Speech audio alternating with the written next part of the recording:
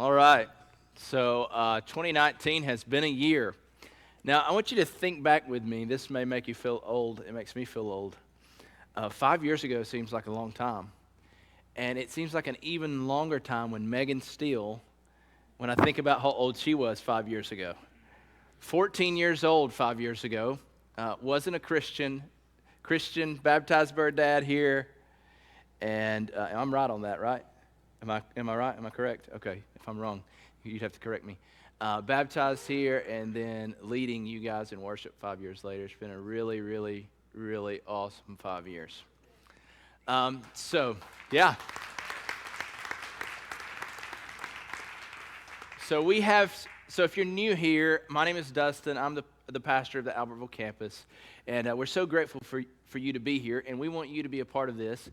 So if that's you, fill a card out, meet me afterwards. Want to help you any way we can to get plugged in here and give you the info that you need about our church.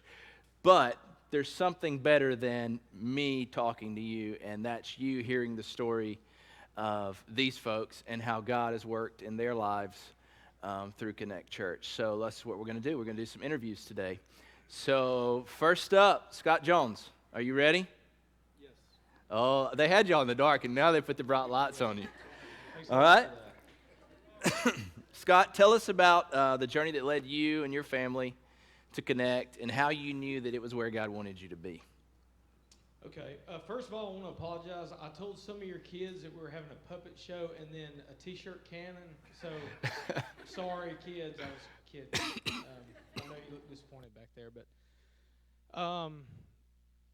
our story, I guess, is nothing special. We've been going to the same church. My wife, Heather, and our three kids. We've been going to the same church for about 17 years, and it was like home. And the Lord just put a stir in us that there was a change coming. So we prayed about it for about a year, and made sure that was what the Lord wanted. And then we were blessed by our church, and so Heather and I were like, now what? We have absolutely no direction from the Holy Spirit on what to do. So what do we do now?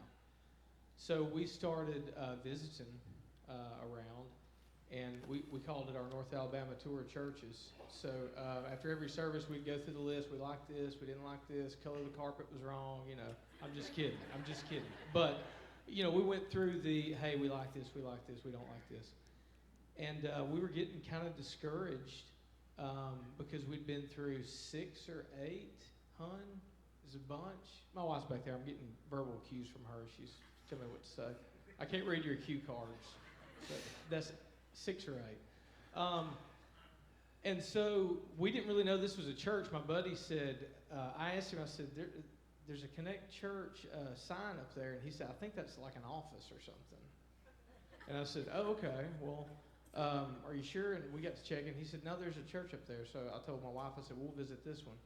And we're not Baptist. We're those crazy, non-denominationals. If I got any in the house? Okay, a few. Okay. We're silently infiltrating the ranks. Don't tell nobody. We're very quiet about it. We're sneaky. So anyway, I didn't tell my wife this is a Baptist church when we first came. So we visited and came the first Sunday and really felt at home. And then by the second Sunday, we were hooked, I guess.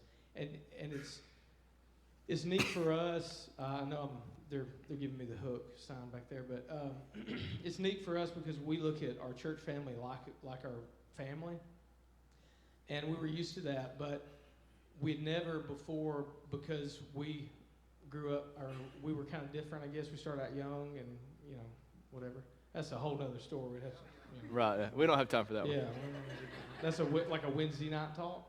But anyway, we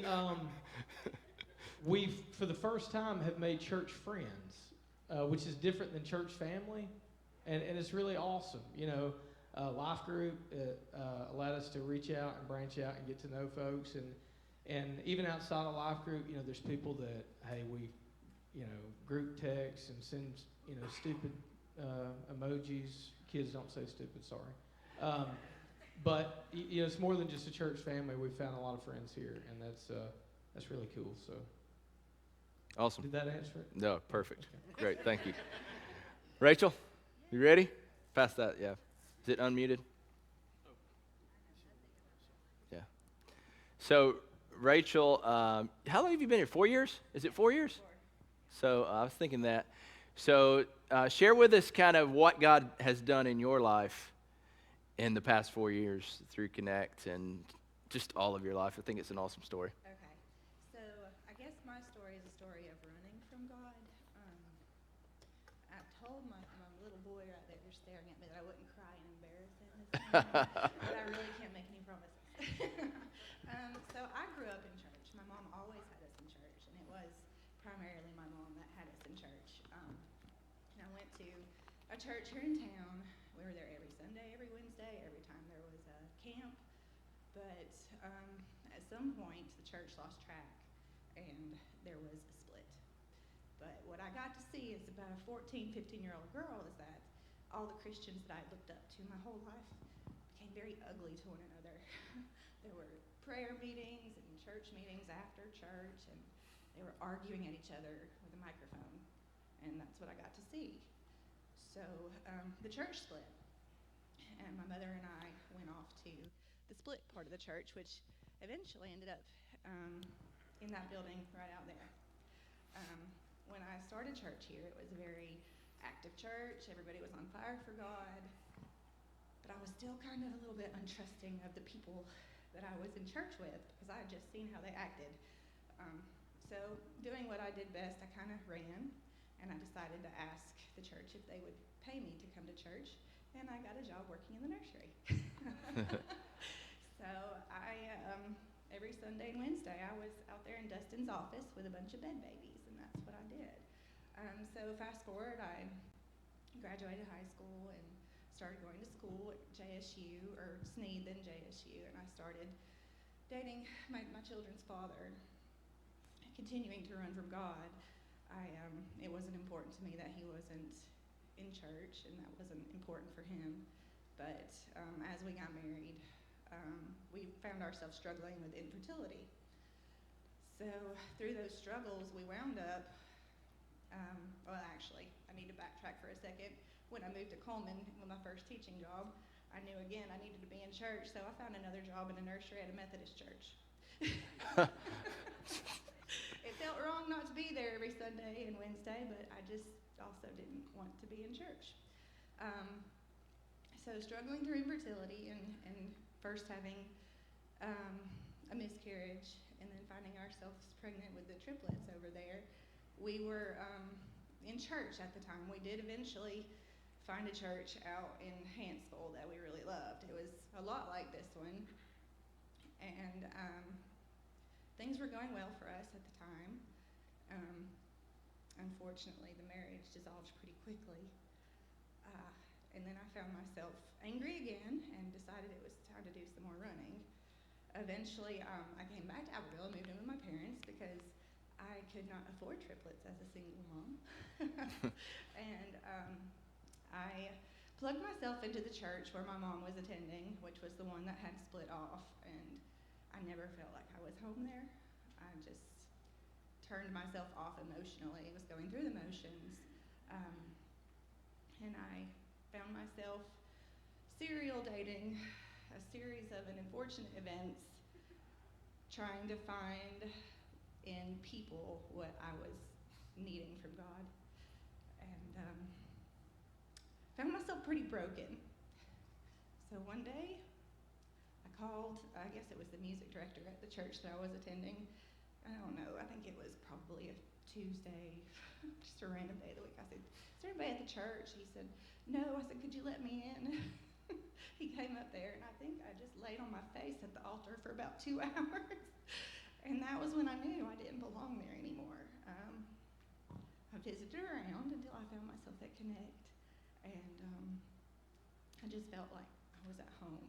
I probably sat awkwardly for the first 3 months by myself there crying every Sunday, but I knew it's where I needed to be. I stopped running. I had a relationship with God. I was listening to what He was telling me. And, the best thing that He showed me is that I didn't need people to give me love. I needed God to give me love. But the best thing that He did for me is when I stopped running is he gave me earthly love through a wonderful husband and 3 more kids. So, together I have Jeremy and my 3 little ones and then my 3 older ones, 2 tortoises and a chihuahua. Whole lot of love. And I probably have taken more than my time, and I didn't cry, Brayden. Are you proud of me? You can go on to Lance there. Lance, so I know that you guys your families are close. But y'all came about the same. Did y'all come together, or were you boom, boom? It was about the same time, wasn't it? What, you started like a couple weeks for us, or maybe a month? So you're about 3 weeks ahead of us. And so you were baptized here. Tell us about that journey from coming to church and trusting the Lord and being baptized. Okay, so trusting the Lord, that was very hard for me. Faith doesn't come easy to me. I have a very logical mind, and I guess faith is illogical. It's a good thing, but I struggled with it for years, and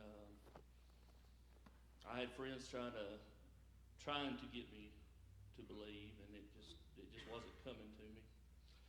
I finally decided one day that it would eventually.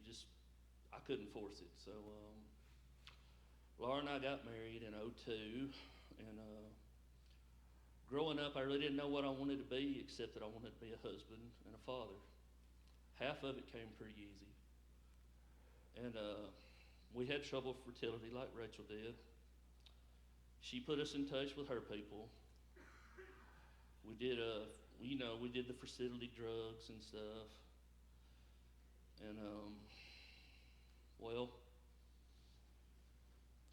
we did some IUIs and they failed, and we decided to go on vacation for our 10th anniversary. And I'm not a big vacation person because I spend too much money, and I'm ready to sleep in my own bed after a couple of days.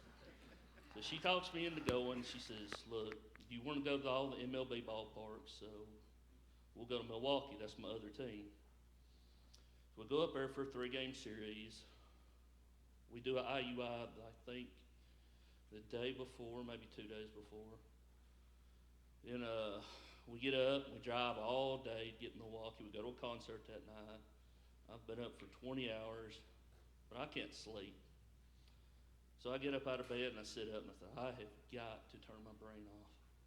So I talked to God for the first time in a long time. I said, "God, I think I found something I can't do without you.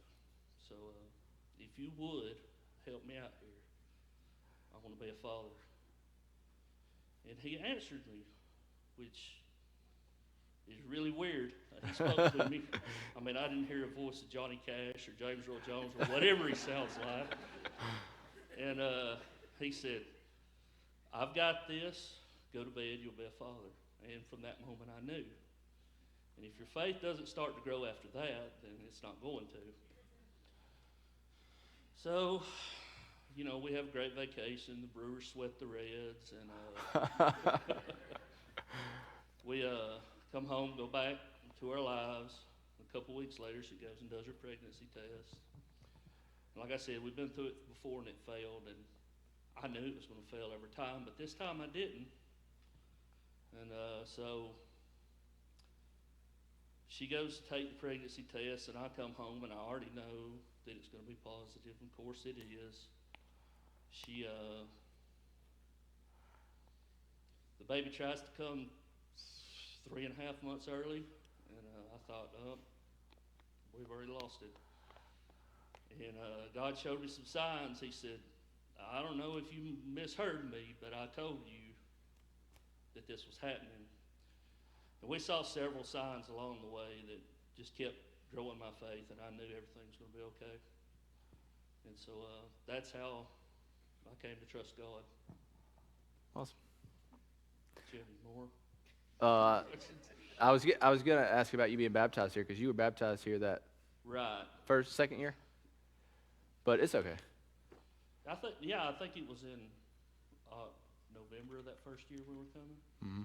Yeah, well, I mean, even though I was saved then, it was still a couple years before we found the church. And like I said, I come here right after Rachel, and I just felt at home here. So, yeah. Awesome. All right, we'll move to Sarah up front here. So I think you and John are the newest that are up here today. How y'all been here? 3 months? 4 months? I think we started August,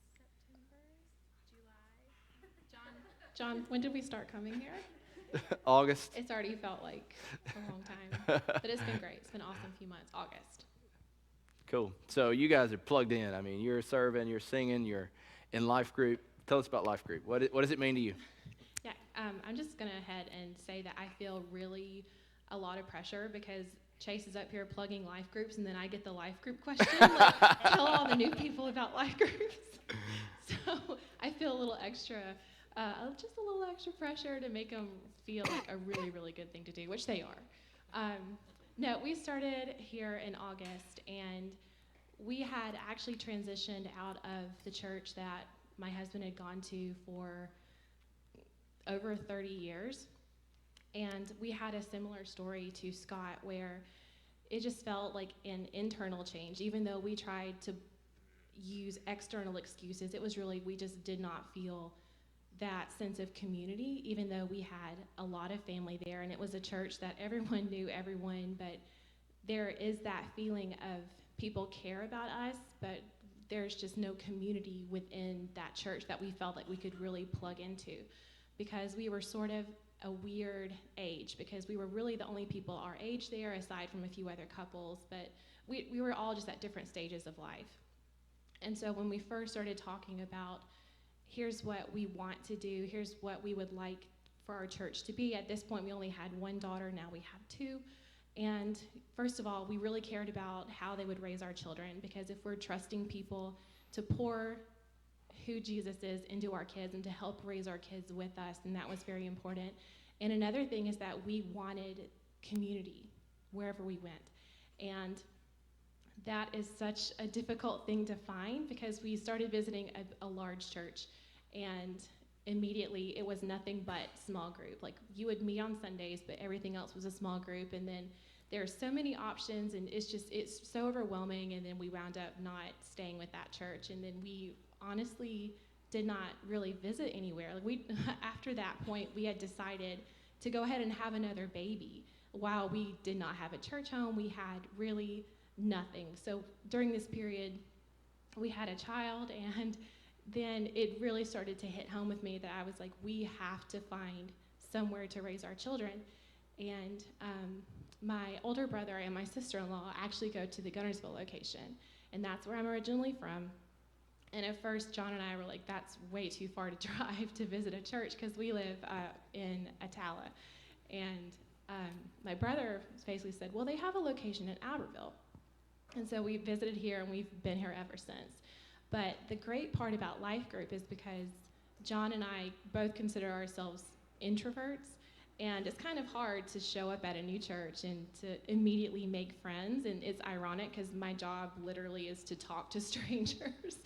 And it's kind of funny how that works out, but after being here for a few weeks, and it really means a lot when people remember who you are when you come, and they care about you after the first visit. Like, I honestly, I almost fell out of my chair when Dustin remembered who I was, and he didn't even meet me the first week that we came. He met John, but he remembered who I was.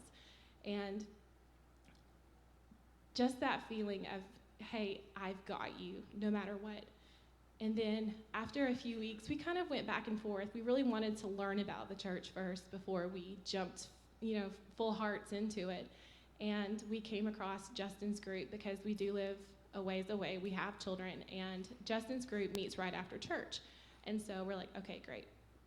And honestly, I cannot say how great it is to have something along the lines of a small group, because it really helps transition you to a new church, and to have people where if I were to come by myself and just bring the kids, I still felt like this small group that I had my back regardless. And just to get to know people on a smaller scale really helps that transition, especially for someone like me who, John and I would joke, like, we have no adult friends, like all of our, all of our friends are, our kids' friends, parents, like that's how it is. But to have people that we can share our life with and to really build our lives with these people does mean really the world to us, because it's something we did not previously have. And now that we have it, it's something that's so hard to let go. And so if you are new here, I really wish that I could explain it without crying, that to have some people, even if you don't know a lot of people here, if you have a small group, those are people who will love you regardless. You can share your life with them, and it is just a way to help you. Like, you can come to church and regardless that you have people who care about you, who love you, who, if you don't come to church, they will text you and say, hey, is everything okay? Just tell us about your life, and it's okay to share your life with us. And before I start crying, that is all I have to say. You can pass it to Chris. Chris Davis, tell us, I think you have a unique story of why you guys chose Connect, which is kind of funny to me, so go ahead and share that with us. Okay, I feel like you're setting me up for a good story. I'm sorry, I'm a horrible storyteller. My wife and I, we Googled and found the church website, and that's how we discovered the church. We had moved. I took a job in Rainsville as band director at Plainview School, and we moved to more or less the Fife-Geraldine area, and so we were just looking for churches in Fort Payne and Rainsville, and didn't really think about even what could be towards Albertville, but we went to a few churches and trying to explore that, and just really wasn't finding something that we felt the Lord called us to. And so we cranked up a Google search, went to the website, found some info that really resonated within us. We saw life groups, we saw a mission statement. That's something we felt like that really spoke to us. We even saw a picture of these hanging lights, and I thought that was unique. So at least I did. I was like, hey, let's go here, look at that. So very, very soon afterwards, we found ourselves walking through the doors of a church service that started like an hour before everyone else did. And that was something to think about. It's not normal. It's just 11 o'clock. Everybody stay calm. Right? So, but I think immediately we found just felt a connection here, and just more than like a kind of a cozy sanctuary and great music and amazing people and moving sermons and coffee, as much coffee as you can drink. We really felt like God began a new work in us, and so I will say this: I'm a slow to move kind of person. My wife, if she knows what she wants, is there, and so I've within a few weeks, and I think whenever the nearest Connection Sunday happened, we signed up as partners, and we have not looked back. So. Awesome. Thank you, guys. Let's go to Ashley beside you. So, Ashley, I want to read what I wrote here. You came to Connect through Families Count, our Families Count ministry. Your story, to me, is incredibly inspiring, incredibly encouraging.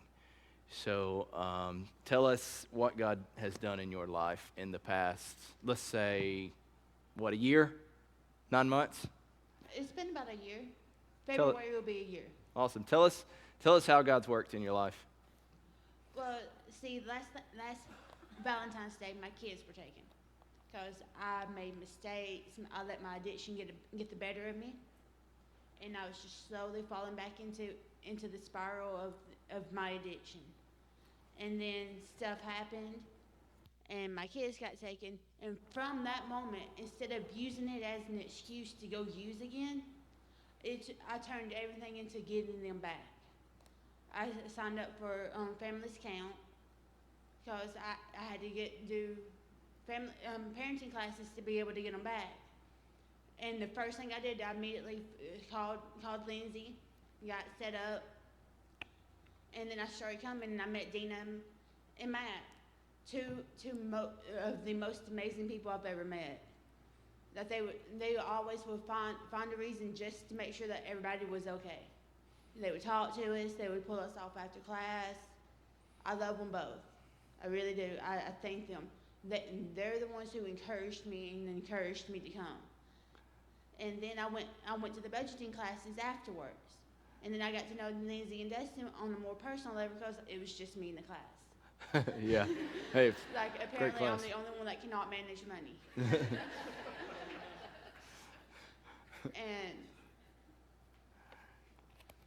And then I worked hard and I got my kids back. Yeah. Within a year, that next month is a year. My last court date was in November. And it brought me here. I honestly don't know where I would be without this church, because I came here, it felt like home. Even with during the parenting classes, it just felt home. I look forward to coming here every Wednesday and seeing everybody. And then I helped out with the last parenting classes as much as I could. And I've joined the Lindsay's and Dustin's life group, which is amazing. Life groups are really fun. You will enjoy them if you've not been. Awesome. So if you're not in life group, are you sensing a theme here today? I'm just saying. And because this is the only church I've been to since my mother passed away when I was 12, that I actually felt the need I needed to come back. Like, I'd been running for a good 10 years or more. And once I stepped foot in those church that first Wednesday night for those classes, I knew something that brought me here for a reason. Like, I thanked my caseworker for putting me in the family's count. Because she brought me here. She brought me to my home away from home, pretty much. My kids love it.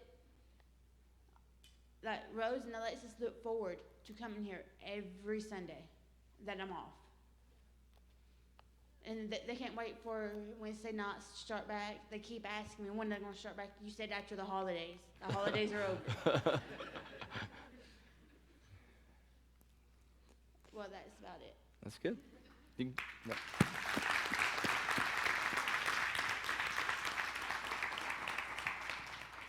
So, Mike, you're last. This is dangerous for those of you who know Mike. You've been here from the very beginning, right? So We have. we were hanging those lights and rolling around in scaffolding and painting the walls, and so that was fall of 2014. Did you see this?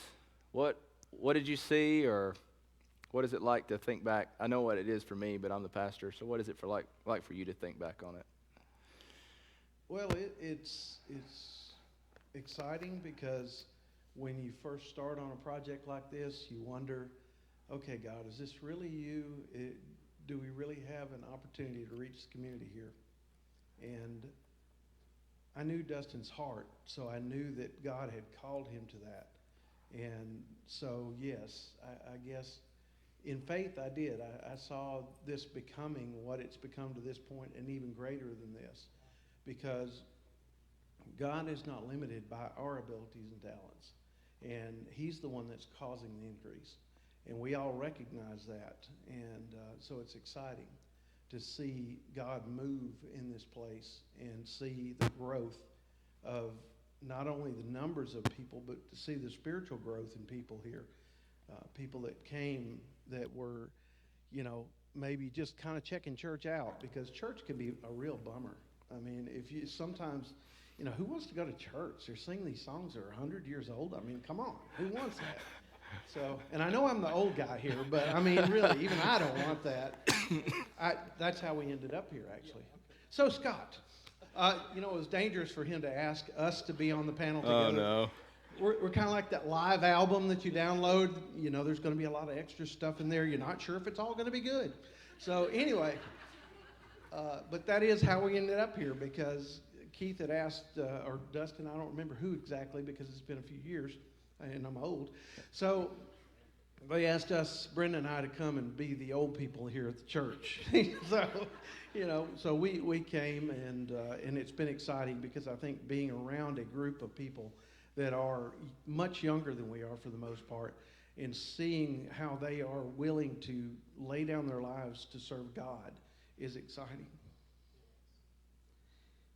Sorry, I didn't promise my family I wouldn't cry. So, but it is. It does something to your heart to see people as young as 8 and 10 years old. The kids here are incredible if you don't know that. They serve God with everything they've got. And I see it every single Sunday, how somebody's willing to serve. And Cooper, oh my gosh, if you guys have not met Coop, you need to meet him, because he is an incredible young man who has the call of God on his life. And he's willing to serve in making coffee, taking up offering. Whatever needs to be done, he's willing to do it. And there are other young people just like that are being a part of this ministry. And so to answer your question, yes, this is part of what God has, but I don't think it's the end of what God has, because God is a dynamic God. He's alive. There's nothing dead and stayed about this place. It's alive. Every week you come here, they may change something a little bit different. Don't be uncomfortable with the change. Learn to just take a hold of that change and run with it, because that's what keeps us alive and vibrant as a body. Awesome. Sorry, that's a long answer. No, it's good. Thank you. Let's give him a round of applause.